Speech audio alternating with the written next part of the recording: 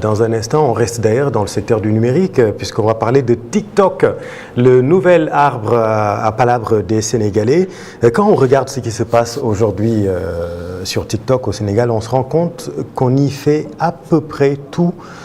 Bigué, on regarde des vidéos bien sûr, mais on s'informe, on apprend, on vend, on demande de l'aide, on débat et parfois on y règle aussi des comptes. Est-ce que TikTok n'est pas devenu quelque part notre nouvel espace de palabres, Bigué? Alors c'est exactement ce que je me suis demandé parce qu'au Sénégal, comme tu l'as dit, Chérif, TikTok n'est plus seulement une application de divertissement où on danse, on chante ou on rit. On y trouve de l'information, comme tu l'as dit, de la sensibilisation, mais également des contenus religieux. Des personnes y parlent de leur métier, montrent leur savoir-faire ou simplement présentent leurs produits. Et puis, il y a ceux qui viennent raconter ce qu'ils vivent. Cela me fait penser à l'arbre à palabres. Pas à l'image un peu folklorique qu'on peut en avoir. Je parle plutôt de cet endroit où l'on se retrouve pour discuter, écouter, demander conseil. Quand on avait un problème familial, on savait généralement vers qui se tourner. Il y avait la famille élargie, les parents, les aînés. Il y avait également les tours, les tontines, les réunions entre femmes, des espaces jadis considérés comme des exutoires. Ce n'était pas seulement une question d'argent, on s'y racontait des choses. Ces espaces existent toujours, on le reconnaît, mais nos façons de vivre ont changé quand même. Et aujourd'hui, une partie de ces conversations se retrouve aussi sur les réseaux sociaux, avec une différence. On ne parle plus seulement à des gens que l'on connaît sur TikTok, une histoire peut-être racontée devant des centaines, voire des milliers de personnes. Bien sûr. Et qu'est-ce qui se passe alors quand cette histoire est racontée souvent en direct? Alors, il faut savoir ce que ces personnes viennent chercher. Certains sont tout juste curieux, ils veulent savoir ce qui s'est passé, entendre les différentes versions d'une histoire. D'autres viennent pour discuter, poser des questions, entrer dans les détails. Et certains ont déjà choisi leur camp. Et là, il y a un autre phénomène dont on parle beaucoup dans cet univers TikTok. L'audience peut devenir une arme. Des personnes très suivies sont sollicitées pour attaquer quelqu'un, raconter des choses sur lui. Et dans certains cas, ces interventions sont rémunérées. Il y a aussi des personnes connues sur le réseau qui se retrouvent à recevoir des demandes d'argent. Et quand elles refusent, la menace peut tomber. Je fais un live sur toi. Et ce qui est raconté dans ces lives n'est pas toujours vrai. On l'a vu à plusieurs reprises, quelques jours ou quelques semaines plus tard, celui qui avait lancé les accusations revenir et expliquer qu'il avait été payé pour le faire.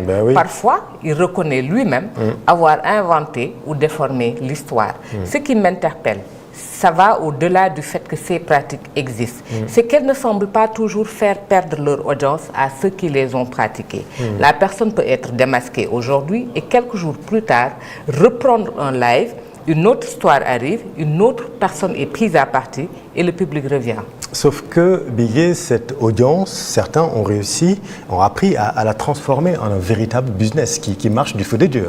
Oui, et là, on est dans quelque chose de beaucoup plus légitime. TikTok est devenu un outil de travail pour certains. On y vend des vêtements, des produits cosmétiques, comme je l'ai dit tout à l'heure, des plats, des accessoires, et parfois, les chiffres donnent le vertige. Vous avez peut-être entendu Julio l'Absolu parler dans le dernier numéro du journal Rappé sur Even Prod Media, de l'argent que peut rapporter le business du Hessan, la dépigmentation. Moi, comme d'autres, j'imagine, c'est TikTok qui nous a appris ce que ce business-là pouvait rapporter. Il en est de même pour d'autres activités dont je ne mesurais pas l'ampleur des revenus. Je savais qu'elles existaient, mais je n'imaginais pas forcément qu'elles pouvaient générer autant d'argent. Donc oui, derrière une audience TikTok, il peut y avoir une véritable activité économique.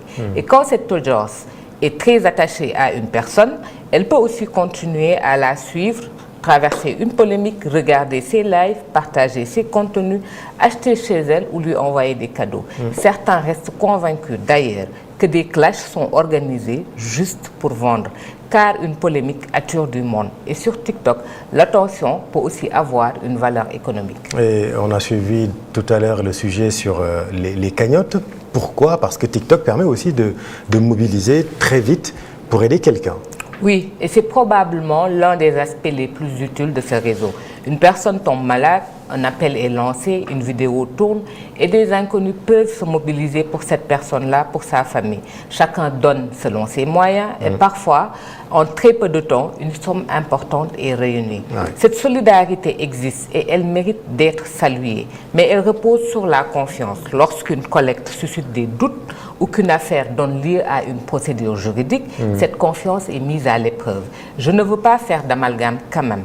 Quelques affaires ne permettent pas de dire que toutes les collectes sur TikTok sont frauduleuses, mais lorsqu'on fait appel à la générosité de milliers de personnes, il faut aussi pouvoir expliquer clairement ce qui est demandé et pourquoi. Parce que si la confiance disparaît, ceux qui ont réellement besoin d'aide peuvent en subir les conséquences. Bien sûr. On a déjà vu des sommes collectées détournées et parfois, certaines personnes vont jusqu'à inventer de graves maladies juste pour jouer sur l'émotion des internautes et leur soutirer de l'argent. Bien sûr. Et au fond, Bigué, qu'est-ce que tout cela change dans, dans notre manière de vivre ensemble? Alors pour moi, je ne pense pas que le problème soit le fait de parler aujourd'hui sur TikTok. Au contraire, pour quelqu'un qui ne trouve pas d'écoute autour de lui, prendre la parole peut permettre de se faire entendre. Une personne qui estime subir une injustice peut aussi utiliser les réseaux pour alerter, mais il y a une chose qu'il ne faut pas oublier. À partir du moment où une histoire est rendue publique, on ne maîtrise plus vraiment ce qu'elle va devenir. Elle peut être commentée, reprise, discutée ailleurs et surtout, elle peut rapidement dépasser des personnes qui étaient concernées au départ. C'est là que TikTok change quelque chose. Un problème privé peut devenir très vite une affaire publique. Et puis, il y a notre rôle. Si certains lives deviennent de véritables rendez-vous, c'est bien parce que nous sommes là pour les regarder, en parler et attendre la suite. C'est peut-être ce qui se cache derrière cette phrase qu'on lit de plus en plus sous certains posts ou qu'on entend. Fais un live, on va venir tapoter et mettre des cœurs. Vous avez la référence, j'espère. Oui. On le dit parfois pour rire, mais la phrase est quand même assez révélatrice. Quand quelqu'un a un problème, est-ce qu'on pense encore à lui dire « va voir quelqu'un qui pourra t'aider à régler ça » ou est-ce qu'on pense directement à lui dire « fais un live, on va venir tapoter et mettre des cœurs ». C'est pour cela que TikTok me fait penser, moi, à un nouvel arbre à palabres. On y parle, on écoute, on discute. On vient chercher de l'aide, vendre, se divertir ou raconter ce qui nous arrive. Mais il y a une différence essentielle avec l'arbre à palabres d'avant. On savait qui était autour de nous. Aujourd'hui, on raconte quelque chose et on ne sait pas exactement qui écoute. Et surtout, on ne sait pas toujours, comme je l'ai dit, ce que ceux qui écoutent vont en faire après. C'était le billet de Bigué Bob. Merci beaucoup, Bigué. 8h50. J'interroge directement Basile Niane sur cette économie de l'attention. Comme Bigué vient de le mentionner, TikTok, le nouvel arbre à palabres, quels sont les flops et les tops, selon vous, de TikTok? Déjà, merci Bigué, parce que là, vous avez souligné un point très important.